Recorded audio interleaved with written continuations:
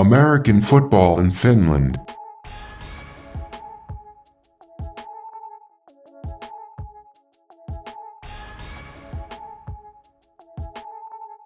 So the Maple Leaf teams back in action on Thursday with the Wolverines versus Steelers. Then Crocodiles go to the Roosters on Friday, and the Butchers and the Royals will play in Portvue on Saturday for the game of the week. So let's spend some time looking into these three matchups before the weekend starts. I'll start with the first game: Wolverines versus Steelers. What's a interesting storyline or a question for one of these teams for you?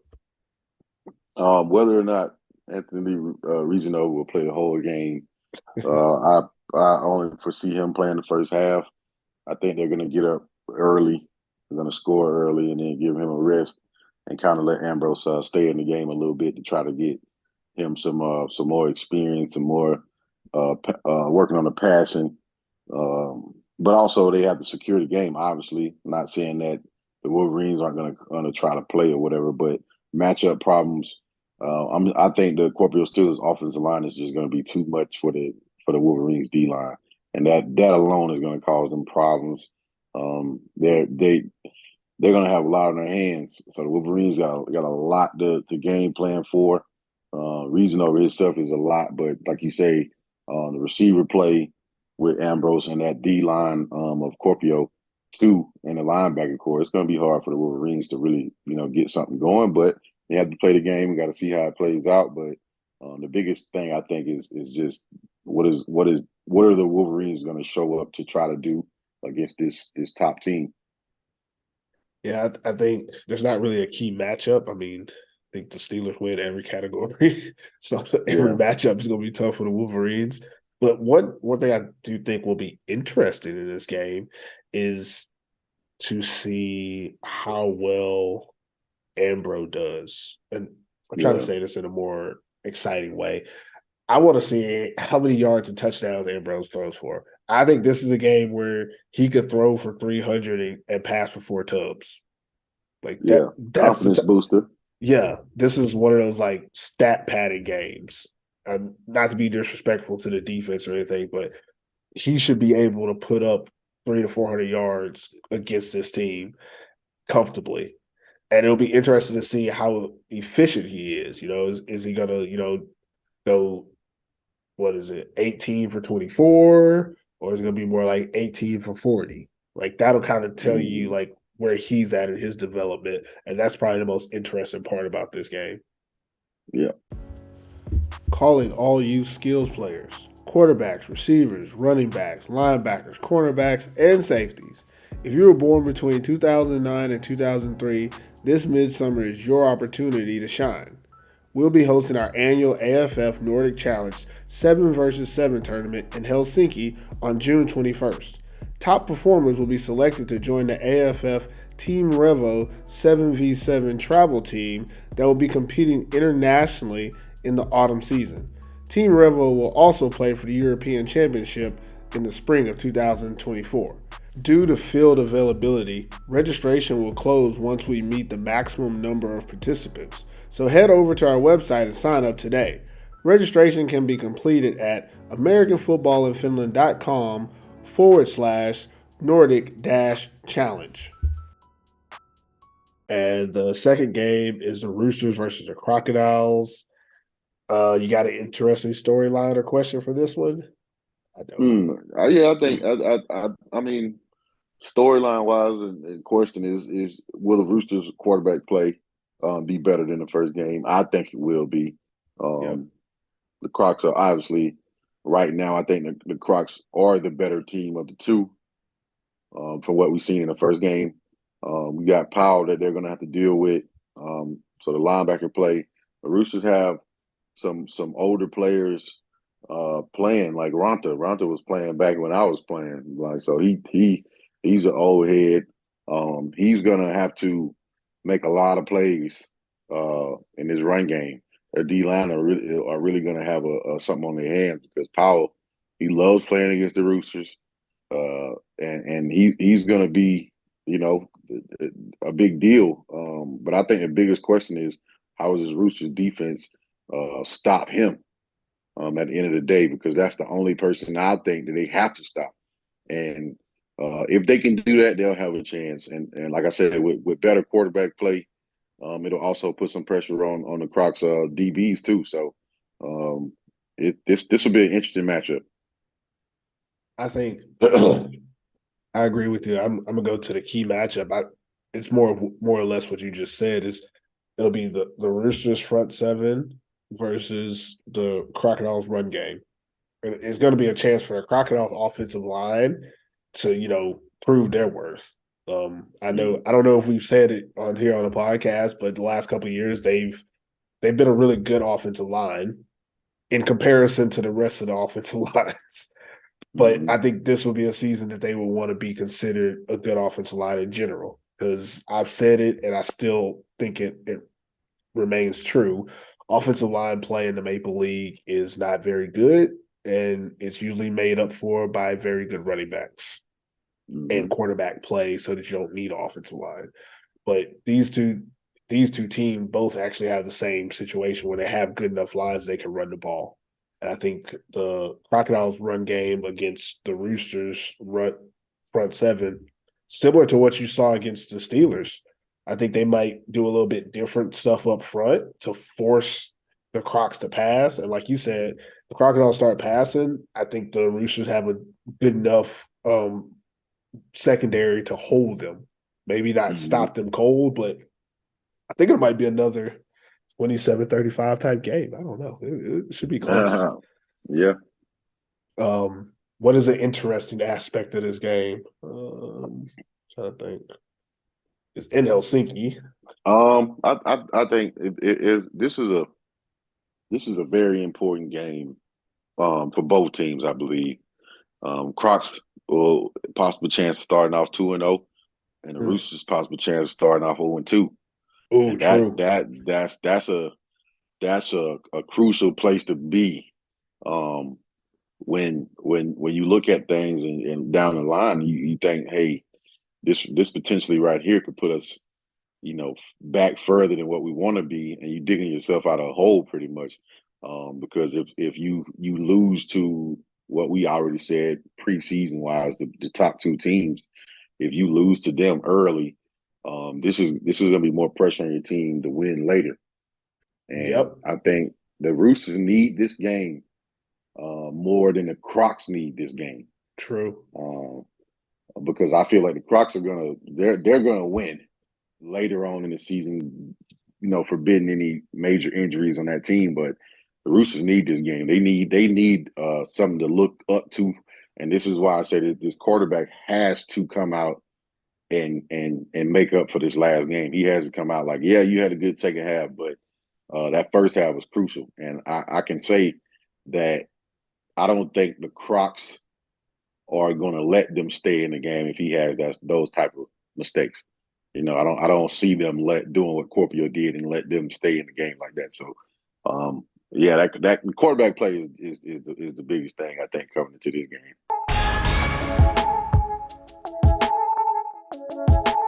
Last game is Butchers versus Royals, and I got all of these ones because this is game of the week. This is what I've been looking for. Story question line: are the Butchers the Dallas Cowboys of the Maple League? Like that that's what we're gonna be looking at. That is 100% what we're gonna be looking at when they come out. And they had a full week off. They're 1-0. Like I said, win that bye week. They won. They're 1-0 in their hearts, but honestly, when they play against the Royals, it's a game that they should win. I mean, obviously, some people might say they shouldn't, but if you just look at the teams, look at what's on paper, you can't really look at the one game the Royals played and say, oh, that's going to change something. And even in that one game, they weren't overly impressive in that game that they lost. But it's one of those things. Yeah, the Butchers probably should win this game. Brandon Gwinner alone, and I don't know if we said this in any other podcast, but him by himself is probably the only legitimate top tier quarterback in the league this year. It's tough to say, but I don't. No, you're right. Like no overall offense. aspect of everything. Yeah, Yeah, he's the most put together quarterback. he's the most put together quarterback. I think Zach Whitehead and Timothy Moravec are both two really good quarterbacks as well, and will look good better later on in the season. But coming off of just 1 week of play and last year, Brandon Gwinner is set up for an MVP type season.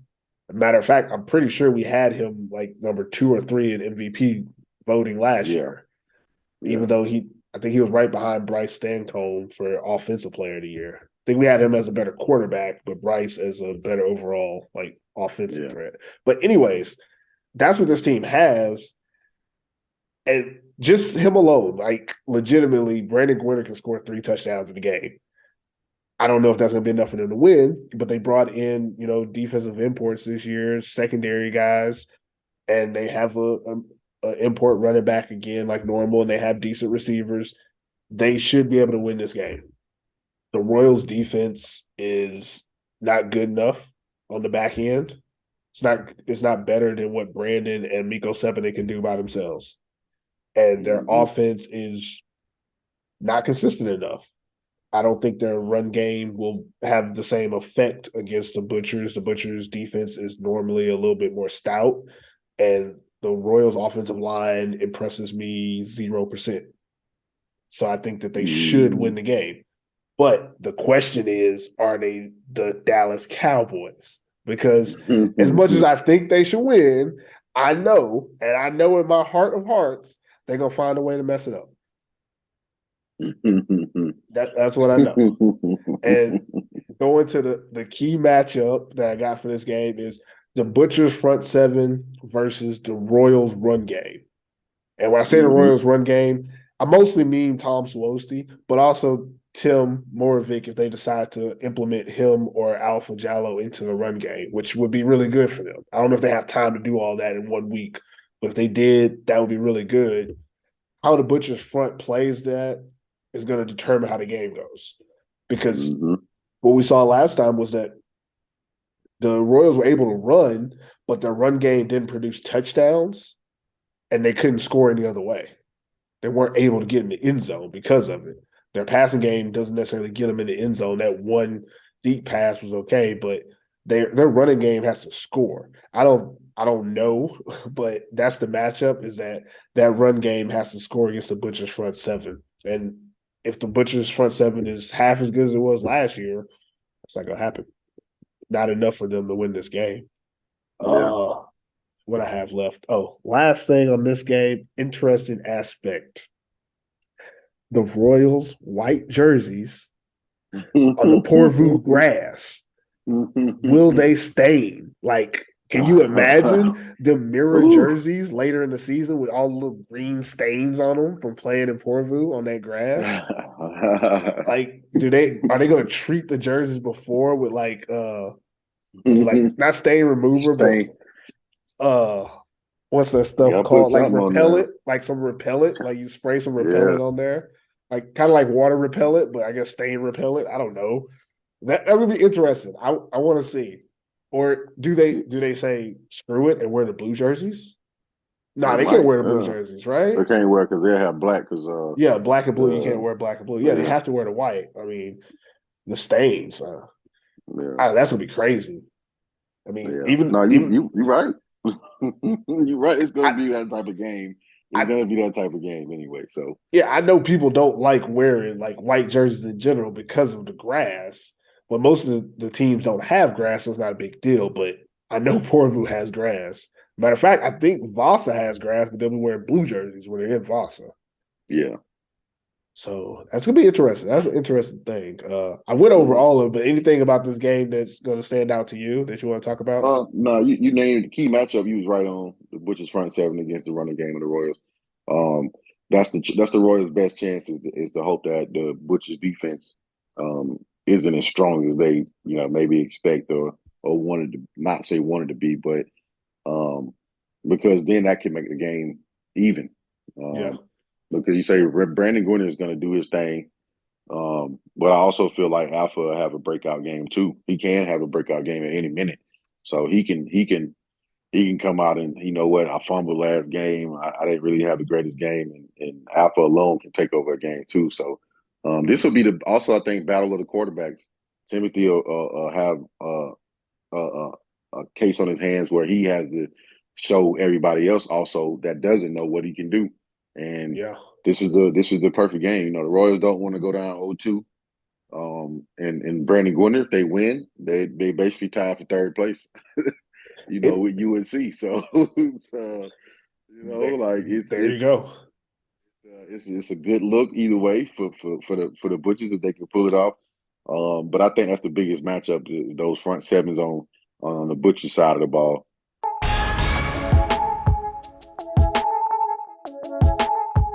So we're gonna do our picks on the show now, since we do this preview show. So we'll do our picks here. Right now in the rankings, tied in first is everybody at 3-0. Perfect. Chris Green and Spencer. And then in last place is Coach Q at 2-1 because he picked the Roosters over the Steelers. That's just how it goes right now. That's how it goes. That's how it goes. Crazy. I have no idea who won last year. I think Chris did. I never remember who actually wins this. I think Chris won last year. We just picked the pick. I don't keep up with it. But picking winners of the Maple League games is not easy, but we tried to give it a shot anyways. So since we already kind of went over the games, we'll briefly kind of make our picks here and then explain why we made our picks. And I have Chris's picks, so I'll just say his picks so you guys know ahead of time. So Q, give us your picks and why. I went with the Steelers. In the first game, I just think they're just obviously the dominant team. They're playing against a team that doesn't have much to offer on the offensive side of the ball or the defensive side of the ball. So I think that'll be a clean sweep. I chose the Crocs for the next game. I think they're the better team right now. Powell is due for a big game right now against pretty okay. I say okay defense, but they're gonna have their hands full with him. And then I went with the Royals against the Butchers. I just think that this will be a game that Timothy and Alpha connect a lot because I don't know what the Butchers DB's situation is right now, and I think that might cause a problem if they can get it going. And Timothy starts running the ball. Brandon Gwinner obviously still probably will make it a great game. But I think this will be the game where Timothy and Alpha, light it up. Those are good picks. Makes sense. I think Chris had the same picks: Steelers, Crocs, Royals. My picks, I'm going with the Steelers. Obviously, they're just a better team in that matchup. Second game, I'm going different. Sorry. Yeah. I am going with the Helsinki Roosters over the Seinäjoki Crocodiles. Now, you might say, maybe I became a little biased after getting my Roosters hat. Maybe so. Who knows? I mean, who knows? If I was to stumble upon a brand new Crocodiles hat, maybe I'd change my pick. I don't know. But I think this game can go either way. I don't really think either team has an advantage, like a sizable advantage.